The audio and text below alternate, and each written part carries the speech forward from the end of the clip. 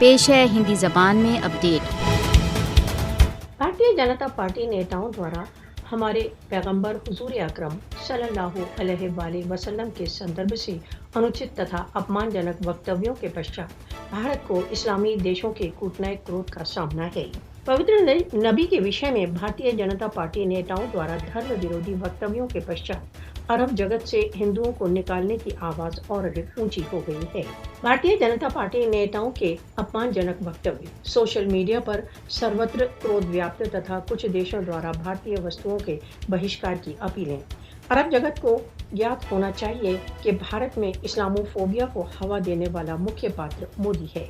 मुस्लिम राष्ट्र, विशेष रूप से अरब राज्यों को इस्लामोफोबिया को आगे बढ़ाने के लिए भारतीय जनता पार्टी को भारी मूल्य चुकाने पर विवश करने हेतु एक मत होना चाहिए। समय आ गया है कि भारतीय जनता पार्टी तथा इसके प्रेरणा स्रोत आरएसएस को यह समझा दिया जाए कि मुसलमान अपने नबी के प्रेम तथा सम्मान में अपने जीवन की आहुति के लिए तैयार हैं।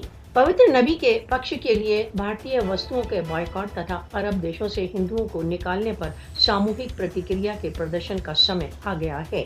ब्लास्फेमी वक्तव्य। समाचार आ रहे हैं कि विभिन्न अरब राज्यों में कुछ सुपर स्टोर भारतीय वस्तुओं को हटा रहे हैं तथा हिंदू कर्मचारियों को निकाल रहे हैं।